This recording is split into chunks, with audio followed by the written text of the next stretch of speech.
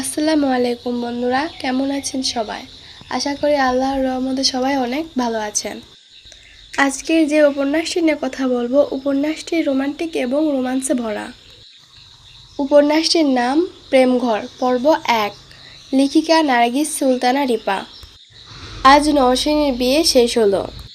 অনেক ধুমধাম করে সব আয়োজন শেষে আজ শ্বশুর বাড়িতে পা রাখলো। অনেকটাই নার্ভাস, বাট স্বামী নিয়ে খুব কম, কারণ 4 বছরে অনেকটা জানাশোনা দুজনের। কিন্তু বাসার সবাই কেমন হবে তা তো জানে না, তাই মুড অফ।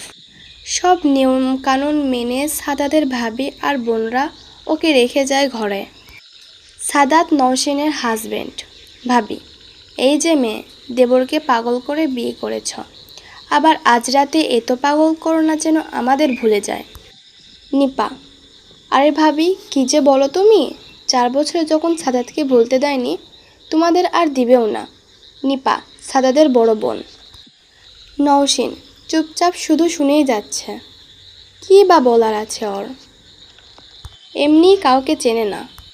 নিপা, শোনো, এই যে 2টা টেবিলে রাখা, এটা তোমার আসলে খাওয়াবে কেমন? আর শোনো, সালাম করো কিন্তু। প্রেম করছো বলে যে করবে না তা কিন্তু করো না। স্বামী তো স্বামী। নওশিন মনে মনে, ইস শখ কত, 2 বছরে অনেক জ্বালা দিয়েছে, এখন আমি জ্বালাবো। সালাম করতে ঠেকা লাগছে আমার। নওশিন বলল, জি আপু। ভাবি, এই নিপা, চলো চলো, 12টা বেজে গেছে। এত দূরে বিয়ে করলো, আসতে আসতে তো 11টা আর বেশি বেজে গেছে। এখন আমাদের তো কোনো কাজ নেই, যার আসার কথা সে আসুক। নওশিন খুব ভূতে বিশ্বাসী। নওশিন, আপু, তার মানে আমি এখন একা থাকবো? নিপা, ও মা, একা কেন থাকবা? সাদাত আসবে। ও কখন না কখন আসবে, তোমরা বসো না। কত বড় ঘর, আমার তো ভয় লাগছে। ভাবি মুচকি হেসে বলল, হায় আল্লাহ, কয় কি মাইয়া। এই নিপা, তুমি একটু বসো, দেবরকে পাঠায়, পরে আসো তুমি। নওশিন মুচকি হাসল। ভাবি বাইরে গিয়ে দেখে সব বন্ধুরা মিলে ঘিরে আছে সাদাতকে। ভাবি, তোদের কি অবস্থা রে? আর কত চালাবি পোলাডারে? যাইতে দে, 12টা প্লাস বাজে তো। ভাবি, তোদের কি অবস্থা রে? আর কত জ্বালাবি পোলাডারে? যাইতে দে, 12টা প্লাস বাজে তো। বন্ধুদের মাঝে একজন বলল, ও ভাবি, ওর গিয়ে কি কাজ? আমরা সবাই যাই নাকি? যা সাদাত। না গুরু, আজ তুমি যাও, আমরা পরের দিন। শালা, আমি ঢুকলে আর তোদের ঢুকতে দিব নাকি? বোঝা গেল সব। হিংসা লাগছে আমার দেবরের। তোরা চল সবাই, হালকা খাবি কিছু, কেউ তো আর বাসায় যাবি না। সাদাত রুমে ঢুকলো, নিপাও বেরিয়ে এলো। নওশিন রেগে আছে। সাদাত, কি এভাবে কেন দেখছ? মাথার ঘুমটা একটানে সরিয়ে, এত দেরি লাগে আসতে তোমার? কাউকে তো চিনি না। আগে আগে তো আসবা। আর রোমে তো বড় কেন? আমার ভয় ভয় করে। ও সরি, সবাই মজা করছিল তো তাই। আর রোম বড় তো কি, আমি তো আছি, ভয় কিসে? খাটে বসতে যাই এমন সময়। দাঁড়াও, কি হলো? আপু বলছে সালাম করতে, করাই লাগবে। তো করবা না? আজ থেকে তোমার বর, সম্মান দিবা। টা ভেঙিয়ে ও লুলু সায় দিব বলে সালামটা করলো। সাদাত, ওরে আমার বউ রে, নাও এটা খাও। কি এটা? দুধ, চিনো না নাকি? ভাবি বলছে পুরাটা শেষ করতে। আর কিছু বলে নাই? বলছে তোমাকে যেন পাগল না করি। ও আচ্ছা। এত গহনা পরছো কেন? ওজন লাগে না? আমি কি করব, সবাই এত গহনা দিলে গরম, তাই না? কথা বলার মাঝেই সাদাত নওশিনকে দেখছে। মেয়েটা একটু আগে কতটা জোরতাই ছিল, বাট এখন কতটা হালকা। বাসায় ঢোকার আগেও গাড়িতে ভয় শক্ত করে সাদাতের হাতটা চেপে বসেছিল। আজ চেনা নওশিনকে অন্যরকম দেখাচ্ছে। শাড়ি, ভারী ভারী গহনা, এত স্বাদ। সাদাতের ইচ্ছে করছে সব কিছু নষ্ট করে দিতে। ওর এত সৌন্দর্য ধরে রাখতে ইচ্ছে করছে না। এই সাদাত, কি দেখো এত? ঘড়ি দেখো, 1টা বাজে। তুমি জানো, কাল তো বাসায় এত কোলাহল ছিল, আমি ঘুমাতেই পারি নাই। খুব ঘুম পাচ্ছে। একা একা ভয় করে, তাই তোমার অপেক্ষায় ছিলাম। ঘুমাবো। ওই, আজ রাতে মানুষ ঘুমায়? আমি তো ভাবছি গল্প করবো সারা রাত। প্রথম রাতে নরসিংহের গায়ে হাত দিবে না সাদাত, আগে থেকেই ভেবে রাখছে। একটা মেয়ে সব ছেড়ে অনেক প্যারা নিয়ে এসেছে, আবার ডাবল প্যারা নেবে, এটা সাদাতের ঠিক ভালো লাগে না। তাইও ভাবছে যে গল্প করে সারা রাত পার করবে, তা আর হলো না, কারণ নরসিংহ তো বলেই দিল ঘুম পাইছে। আর সাদাতের এটা খুব ভালো লাগলো যে নরসিংহ ওর সামনে ঘুমাবে বলেই মেয়েটার মনে কোনো দুটানা নাই, সবটা দিয়ে বিশ্বাস করে ওকে। সাদাত, তাই করো শোনা।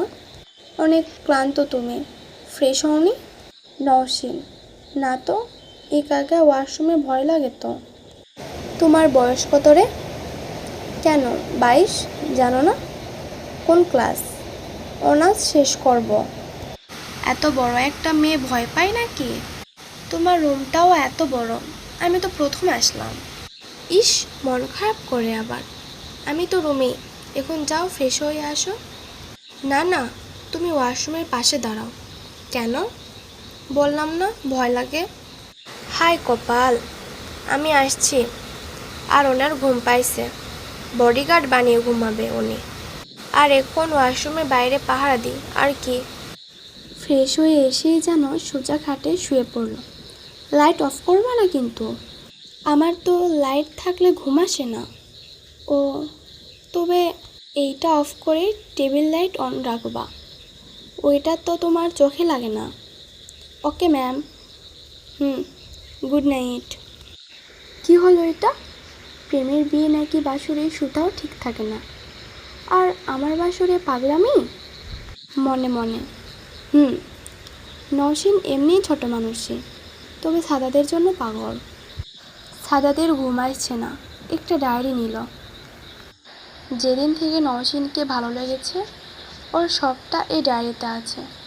নরসিংহ তো ঘুম, তো ডায়েরির সাথে গল্প করুক।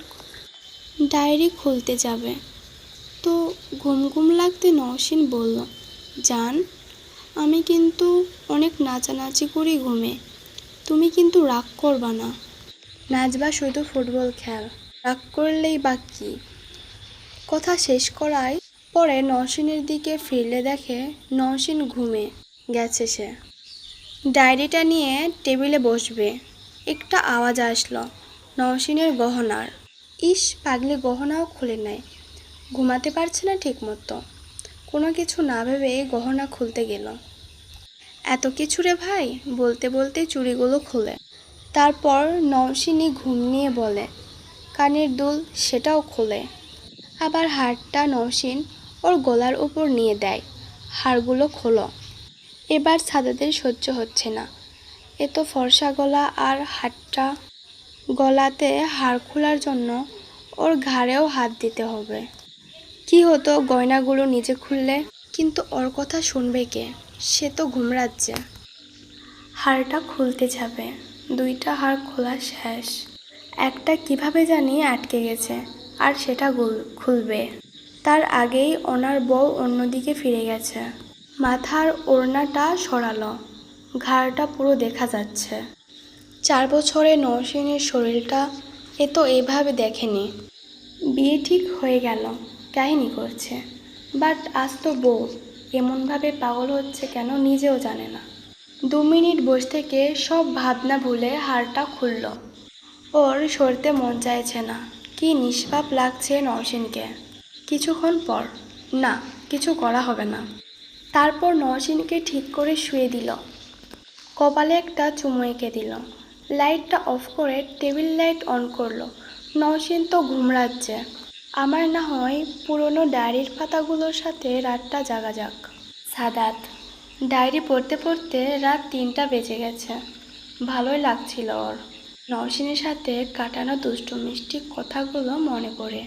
হঠাৎ খাটের দিকে চোখ যায়, দেখলো নরসিনের আঁচলটা ওর বুক থেকে সরে গেছে, আর বেনারসিটাও পায়ের একটু উপরে, হাঁটুর নিচে হলেও ফর্সা পাটা টেবিল লাইটের অল্প আলোয় কেমন শিউরে তুলছে সাদাতকে। সাদাত কোনো কিছু না ভেবেই বারান্দায় চলে যায়, কারণ এখানে থাকলে ও নিজেকে কন্ট্রোল করতে পারবে না আর। অপরদিকে নওশিনের এই দিনটা নিয়ে অনেক স্বপ্ন ছিল, বাট ঘুমাচ্ছে। কিন্তু রাতে একটানা ঘুমানোর অভ্যাস ওর নেই।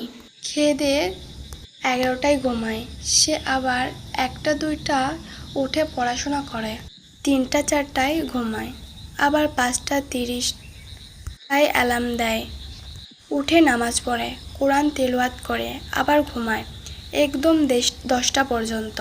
মা বাবা যতই ফ্যান অফ করুক, বকাবকি, কানে বালিশ চেপে ঠিকঠাক 10টায় একদম। অভ্যাস মতো 3টা 30টায় হঠাৎ ঘুম ভেঙে যায়। এমনি অভ্যাস, ক্লান্ত বলে ঘুমে পড়ে। ভাঙার কথা, কিন্তু সাদাদের প্রাইভেট ফোন কম্পনে উঠে পড়ে। দেখে রুমে কেউ নেই, এসি অফ, ফ্যান চলছে, তবুও এপ্রিল মাসের গরম তো ফ্যানে ততটাও কমে না। এত রাতে কিসের নোটিফিকেশন ওর ফোনে, মনে মনে এটা ভেবেই ফোনটা হাতে নিল। আবির, ওর ফ্রেন্ড, এর SMS। কিরে মামা, রাত কেমন কাটছে তোর? কি চলতেছে? ভাবি কি ঠিক আছে নাকি? তুমি তো কাজ সারলা, আমার কিছু করো। আমার তো শরীর মন কোনোটাই মানে না। কাল ইন্টারভিউ আছে একটা, তো এত রাতে তোমার কথা মনে পড়ল। বেশি কিন্তু কিছু করো না, বুঝলা? ভাবি আবার রাগ করবে। আবার কমও করিস না, তবে আবার ভাববে তুই পারিসই না। যতই হোক লাভ ম্যারেজ তো, বেশি চাওয়াটাই স্বাভাবিক। আমি কিন্তু আগে থেকেই ক্লিয়ার জানাইছি, ওরে সব কিন্তু করব এক রাতে, তাই প্রেম করে ইজি রিলেশন করছি, না হলে আবার বিয়ের রাতে বলবে। আমাকে আপনার একটু সময় দেওয়া উচিত চেনার জন্য। 29-28 বছর পরে বিয়ে করে রাতে বউ নিয়ে ঘুমাবো, ব্যাপারটা ঠিকঠাক না। আচ্ছা চালিয়ে যা, তোরও তো লাভ ম্যারেজ, সংকোচ কম, চালিয়ে যা, আজ বেশি। SMS দেখে নওশিনের কেমন জানি লাগলো। ও কি সাদাতকে ইগনোর করলো? এত রাত্রে যতই হোক সাদাতকে একটু হলেও টাইম দেওয়া উচিত ছিল, আর কিছু না হোক গল্প করা মনে মনে। আর ওরও কেমন মনে হচ্ছে, বারবার ভাবির কথাগুলো কেমন একটা অন্যরকম লাগছে মেয়েটার। শাড়ি পরা অবস্থায় একবার সাদাতকে দেখেছিল ভার্সিটিতে। ভার্সিটিতে কোনো একটা প্রোগ্রামে নওশিন শাড়ি পরেছিল, সিম্পল শাড়ি। সাদাদের সাথে তখন ওর বেশ ভালোই রিলেশন চলে। সাদাত ওই দিন নওশিনের থেকে চোখ সরাতে পারেনি। এক সময় সাদাত খেয়াল করেছিল নওশিনের পেটটা একটু বের হয়ে আছে, তাই ও নওশিনকে সবার আড়ালে নিয়ে কথাটা বলতে চায় অন্য একটা রুমে। নওশিনকে বলে শাড়িটা ঠিক করার জন্য, কারণ সাদাত চায় না নওশিনকে অন্য কেউ বদনজরে দেখুক। আর নওশিন সাদাদের কথা মতো ঠিক করা শুরু করলো। মেয়েটা সাদাতকে রুম থেকে সরতেও বলেনি, জাস্ট অন্যদিকে ঘুরে ঠিক করার চেষ্টা করছে। আর সাদাতও চোখ ঘুরাতে পারছে না। নওশিন নিজে শাড়ি পরতে পারে না, তাই পিন আপ করে ভালোভাবে ঠিক করতে পারছিল না, তাই আঁচলের পিনটাও খুলে ফেলেছিল। বাট হিতে আরও বিপরীত হয়ে যায়, শাড়িটা আরও নষ্ট হয়ে যায়। সাদাত বুঝতে পারে, কি ব্যাপার, শাড়িটা নিজে পরনি? নওশিন, না তো। সাদাত, আজব কাহিনী, ভালোই। নওশিন, প্লিজ সাদাত, একটু আশাকে ডেকে দাও না, এভাবে তো বের হওয়া যাবে না। সাদাত, ওকে রেগে, দরজার ভেতর থেকে লক করো, আমি বা আশা ডাকলে খুলবে। নওশিন, কিছুক্ষণ পর সাদাত আসে। Sadat, Nowshin, open the door. Nowshin দরজাটা খুলে কোনো রকম হাত দিয়ে ধরে রেখেছে শাড়িটা। নওশিন, আশা ট্রেজে উঠে গেছে, ওর ডামা পাট চলে, অনেক টাইম লাগবে ওর। আর তোমার কোনো ফ্রেন্ডকেও দেখলাম না আশেপাশে। স্নেহা ছিল, বাট ওর এরপর এন্ট্রি, তাই ডাকিনি। তুমি যতটা পারো টাইম নিয়ে ঠিক করো, আমি বাইরে দাঁড়ালাম। তুমি যতটা পারো টাইম নিয়ে ঠিক করো, আমি বাইরে দাঁড়ালাম। নওশীন ঠিক করার জন্য শাড়ি টানাটানি করতে শাড়ির কুচিগুলো নষ্ট হয়ে যায়। এবার কোনো কিছু না ভেবে কান্নাই করে বসে। তার আরও একটা কারণ হলো ভয়। সে প্রথম প্রথম সাদাতকে অনেক ভয় পেত। সাদাত যদি বকাবকি করে এটা ভেবে কান্না করতে থাকে। বাট ওর তো রুম থেকে বের হতে হবে, কান্নাকাটি করলে তো চলবে না। ওর হঠাৎ মনে হলো সাদাতই একমাত্র অপশন। এখন সাদাতই হেল্প করতে পারে, না হলে একটু বকা খেলো তবুও তো বের হতে পারবে। নওশীন, সাদাত, এই সাদাত। সাদাত, হলো তোমার? নওশীন, না। সাদাত বুঝতে পারলো ওর গলা শুনে যে কান্না করতেছে। কি হলো নওশীন? সাদাত, এই মেয়ে কি হলো? দরজা নক করতে থাকে। নওশীন কি বলবে ভাবছে। সাদাত, এই মেয়ে। নওশীন, সাদাত, ওকে দরজাটা খোলো। নওশীন দরজাটা খুলল। সাদাত দেখে সবটা বুঝতে পারে। ও শাড়ি ঠিক করতে না পেরে আরও নষ্ট করে ফেলেছে। চোখে মুখে একটা ভয়ের ছাপ। নওশীনকে এভাবে দেখে সাদাত ভিমড়ি খায়। নাভিটা বের হয়ে আছে। আর এমন সময় সাদাত কিছু বলার আগেই নওশীন, প্লিজ সাদাত, একটু হেল্প করো না। সাদাত, আরে কান্না করার কি হলো এটা? বাট নিজে মনে মনে ভাবতেছে কি করবে। নিজেকে কন্ট্রোল করে শাড়ি ঠিক করতে গেল। ফার্স্টে কুচিটা দিতে বলে নওশীনকে, বাট গুজার সময় আবারও নষ্ট করে দেয়। নওশীনের হাতটা অজানা কারণে কাঁপছিল। তারপরেই বার সাদাত নিজেই গুজে দিতে চায়। নওশীনের পেটে চোখ পড়তে সাদাত আটকে যায়। নাভিটা ওকে টানছে নওশীনের কাছে। ও গুজার জন্য নওশীনের পেটে হাতটা লাগায়। গুজতে হলে ওকে আরও ভেতরে হাত দিতে হবে, এবং তাই দেয়। সাদাত নওশীনকে প্রথম স্পর্শ করলো। ওর সব কিছু গুলিয়ে যাচ্ছে। সাদাত নওশীনকে প্রথম স্পর্শ করলো। ওর সব কিছু গুলিয়ে যাচ্ছে। হঠাৎ নওশীনের মুখের দিকে তাকায়। মেয়েটা আর কান্না করছে না, কিন্তু চোখ বন্ধ করে ঠোঁটে ঠোঁট চেপে অন্যদিকে মুখ করে আছে।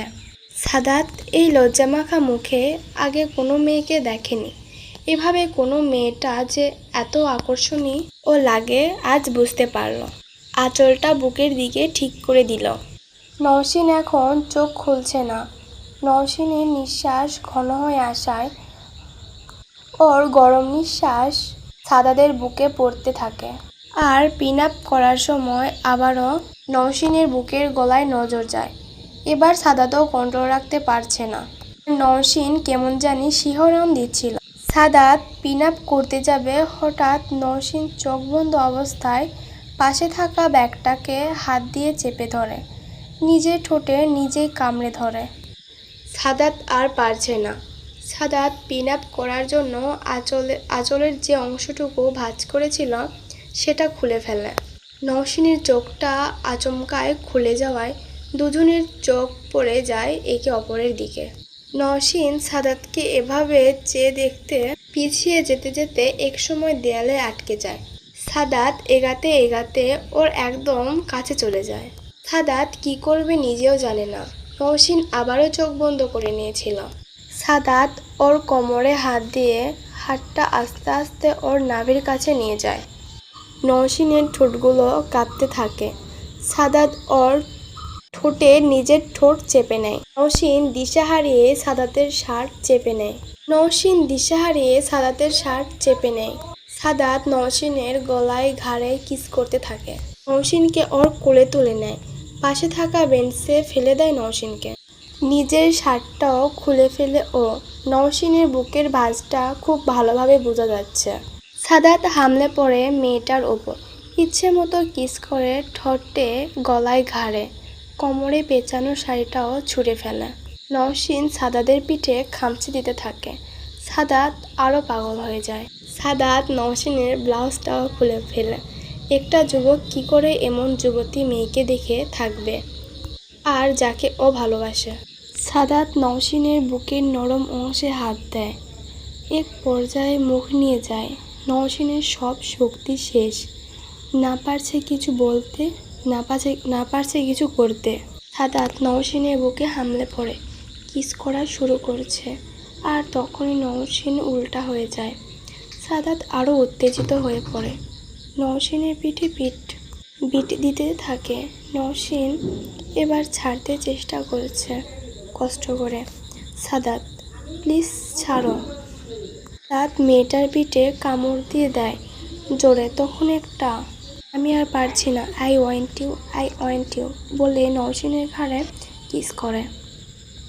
নওশিন হাঁপিয়ে হাঁপিয়ে বলল, সাদাত, আমি অবিবাহিত। Sadat, but I want you fully. Nowshin, Sadat, এটা পাপ। আমার চরিত্রে বলার আগেই ফুপিয়ে কান্না করে দেয়। সাদাতের নওশিনের কান্নায় হুঁশ ফিরে। সাদাত উঠে যায়, বাট নওশিন সেভাবে কান্না করতে থাকে। সাদাত বুঝতে পারে একটা মেয়ের জন্য এটা কতটা হার্টলেস কাজ। এরকম চরম ভুলটা ওর নিজেই করে ফেলেছে। আরও যাচ্ছিল, মেয়েটা ওকে বিশ্বাস করে আরও ভাবতে থাকে সাদাত। তো নওশিনের কান্নার শব্দে ফিরে আসে ভাবনার জগৎ থেকে। ভার্সিটির অনুষ্ঠান শেষ পর্যায়ে, রাত হয়ে এসেছে 10টার মতো। সাদাত নিজের শার্ট পরে নেয়, সাহস নিয়ে নওশিনের কাছে যায়। ওর কাঁধে হাত রাখতেই, সাদাত, আমরা আনম্যারিড ছিলাম। সাদাত, প্লিজ আমায় ক্ষমা করো, আমি কন্ট্রোল করতে পারছিলাম না আর। প্লিজ, আমি তোমাকে অনেক ভালোবাসি, এভাবে কাঁদবে না প্লিজ। আর তোমার ভার্সিটি তো আছে, তুমি প্লিজ এভাবে ছোট করে না নিজেকে। তবে আমি নিজেকে কোনোদিন ক্ষমা করতে পারবো না। নওশিন, ভার্জিনিটি আছে, বাট আমার শরীর। সাদাত, ওকে, তোমার এটাই তো উই আর আনম্যারিড। সাদাত, তুমি কি ভাবছো আমি তোমায় ঠকাবো? তোমাকে বিয়ে করব না, বা তুমি তোমার স্বামীর হক নষ্ট করলে, এটাই তো? ওকে, হক নষ্ট করলে আমি যতটা করছি, আমি আমারটাই নষ্ট করছি। ওঠো, তুমি আর এক ফোঁটাও চোখের পানি ফেলবে না।